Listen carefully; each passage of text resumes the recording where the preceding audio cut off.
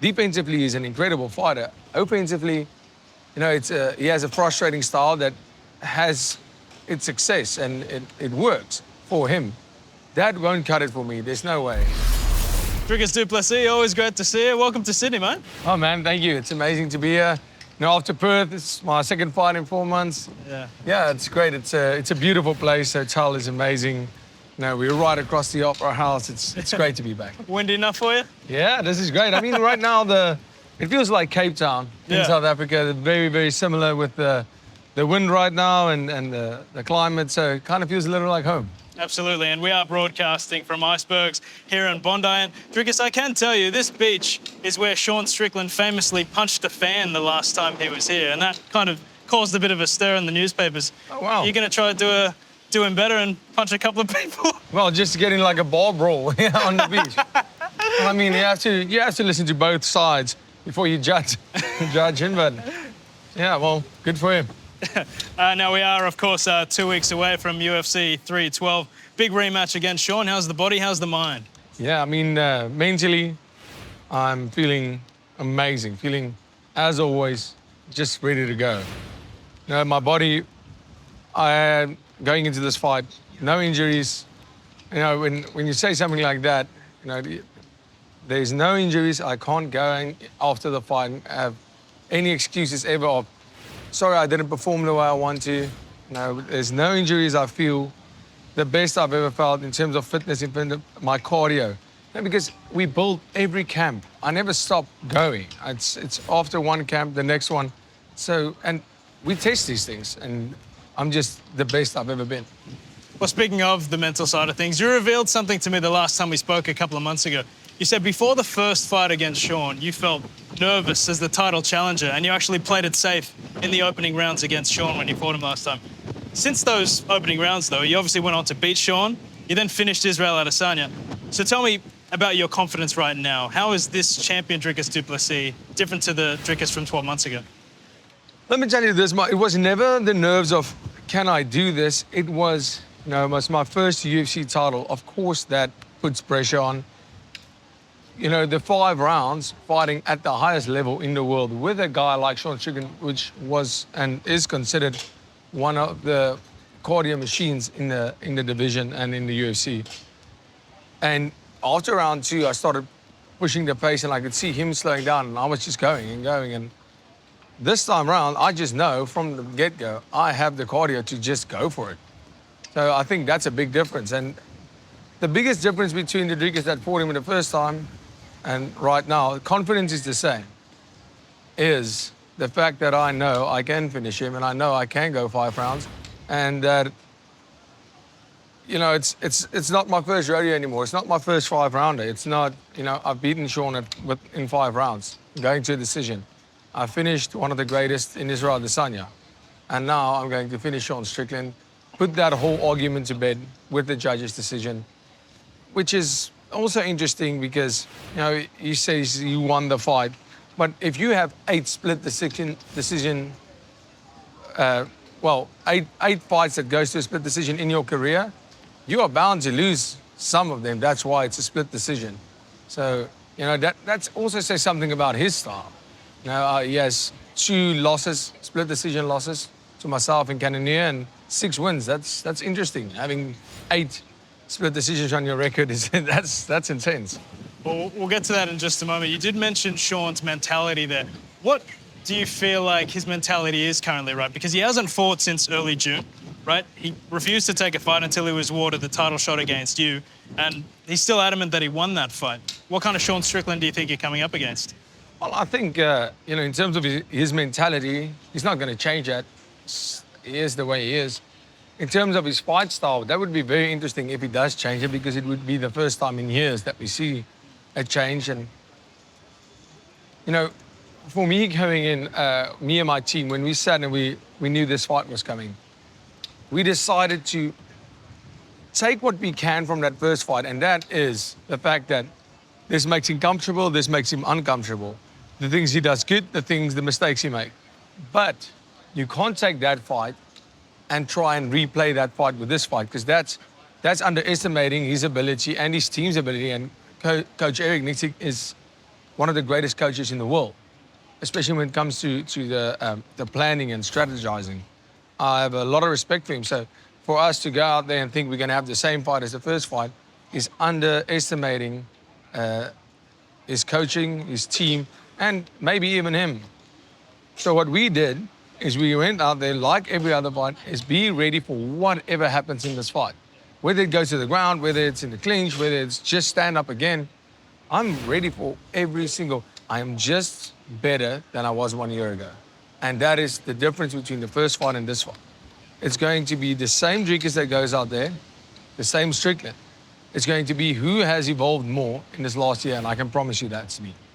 I did enjoy the war of words between the two of you last time. It was very entertaining. And listen, I've only had great experiences talking with you, Dricus, but I tell you, I'd hate to be on your bad side because you do seem to have a knack for getting under your opponent's skin. I mean, we saw it with Sean in Canada. We saw it in Perth against Israel Adesanya. I'd never seen Izzy like that at that press conference.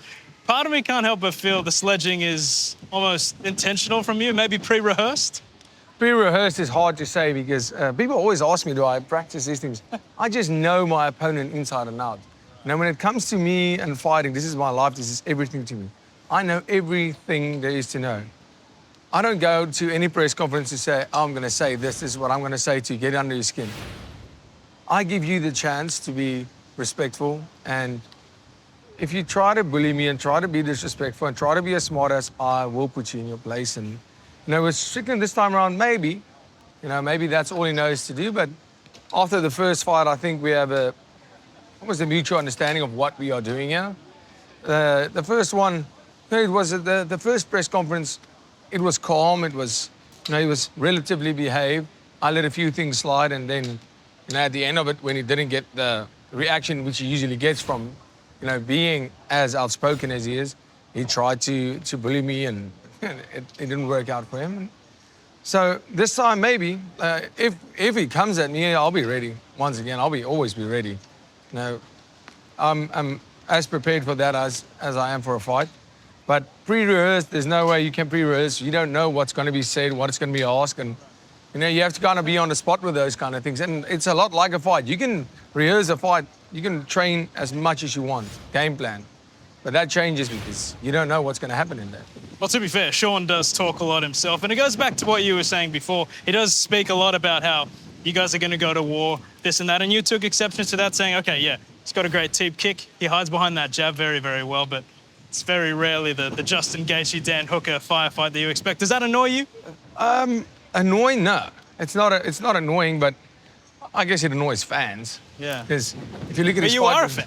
Yeah. I mean, if you're of the sport, I mean, if you look at the fight with Paulo Costa, that is annoying. That is an annoying fight. Yeah. So, yeah, I don't want that kind of fights anywhere near me, but that won't happen because I dictate the fight, not my opponent. You mentioned earlier the split decision victories that he has. You compare that with your career, Dricus, and it pales in comparison when you look at it, right? 20 finishes from 22 victories, and 91% finish rate you've got. And it's something that we see a lot in the UFC now. You look at Ilia Topuria with a similar strike rate, guys like Tom Aspinall, Alex Pereira, even coming through Shavkat and Hamzat very soon. How much pride do you take, Dricus, in being a champion that's here to entertain these Sydney fans? Yeah, absolutely. I think at the end of the day, that's what we're here for. People pay a lot of money. People travel from all over the world to come watch these events. When you're there playing it safe, winning, okay, you're winning, but are you really... I'm in the gym, I'm training super hard. I'm hitting the pads, I'm sparring, I'm wrestling, I'm grappling, I'm doing all these things to be the best mixed martial artist in the world. When I get to a fight, I don't want to be wasting any time.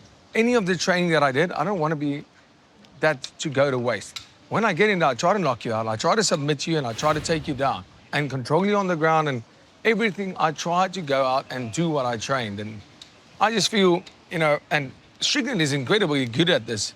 He prioritizes defense over offense. And defensively, he's an incredible fighter. Offensively, he has a frustrating style that has its success, and it works for him. That won't cut it for me. There's no way. I would go home after a fight of just jabbing and teabing, and even with a win, being satisfied with my performance. Well, I'm actually glad that you mentioned that because, like, I feel like there is something to be said for how well Sean Strickland's game plan worked against you, right? I mean, you mentioned the split decisions. One of them was that fight, right? He pushed you to only the second decision of your career. And, you know, you could see the damage that was inflicted as well. Every round was super close. What improvements do you feel you need to make, if any, Dricus? Yeah, I mean, of course, the improvements, you know, like I said, this fight's going to be, the winner's going to be decided on who evolved more in this year. Yeah. And I know it's me. I did every single thing that I possibly could to be the greatest fighter that I can be. Every single fight I improve, and it's evident. And there's a lot of improvements that need to be made. I mean, every single fight, you see the mistakes. Even if it's a great, spectacular win, there's a lot of mistakes always. You know, that perfect performance is something that I chase. And once again, fighting a guy like Sean Strickland at this level, the highest level in the world for a world title, I need to be as close to perfect as I possibly can. And to be able to beat this man, he is an incredibly good fighter. He's proven many times that he belongs in that top 3. He is an incredibly, incredibly good fighter.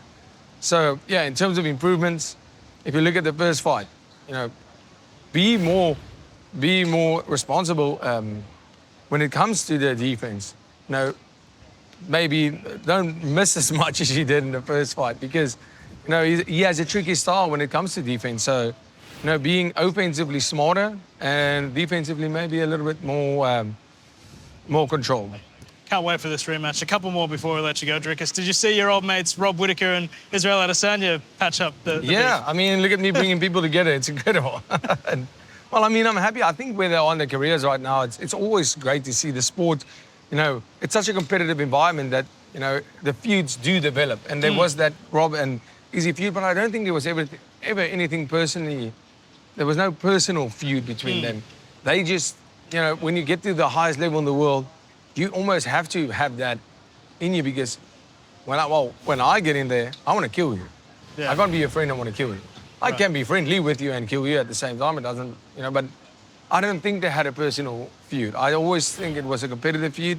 And now I think they both realize where they are in their careers. They're not going to fight each other again. It's not going to happen again. Would you like to train with them if given the opportunity? I would love to train with Rob or Izzy, you know, both of them. I would love to have, I think with both of them right now, they still feel like, you know, there might be in the future where we fight each other. So I don't know if that would be possible, but I would love to train with both of them, either one of them. We'd love to see that. Last one. This caught my eye a couple of weeks ago. After Islam Makhachev beat Renato Moicano in his post-fight press conference, he said that he would actually, if offered, willingly fight you with totally a straight face. Can I get your response to that? Yeah, it's hard to really think of and take it seriously right now. I have this big fight coming up. So I didn't make anything of it. You know, if we get to a situation where we are not right at now, he is an incredible fighter, make no mistake. Jeez, he was so incredibly good against Moicano. He once again proved why he is the pound-for-pound best in the world. He's 30 pounds lighter, though. Yeah, no, that's what I'm getting at. I don't care how good you are. He obviously trains with the 185ers in his gym. He trains with, so he knows he doesn't train against me. Believe me, it's not the same thing. You know, even on a technical level, like in a stand-up, that's just, you know, his wrestling and grappling is phenomenal. I'm just overpowered. That's what I think. Yeah. You know, it makes a massive difference. He's a big lightweight, but I'm a big middleweight. Yeah. There's a big difference between a big lightweight and a big middleweight. But if there's ever the situation where there's no fight for me, no fight for him that makes sense, I'll be more than happy to do that. All right. Easy payday. Yeah. Well, before that fight, you got one to look forward to in a couple of weeks' time. Dricus, thanks so much for your time. Thank and welcome you to for Sydney, having man. me. I really appreciate it. Thank you. At UFC 312, live and exclusive right here on Main Event, February 9th.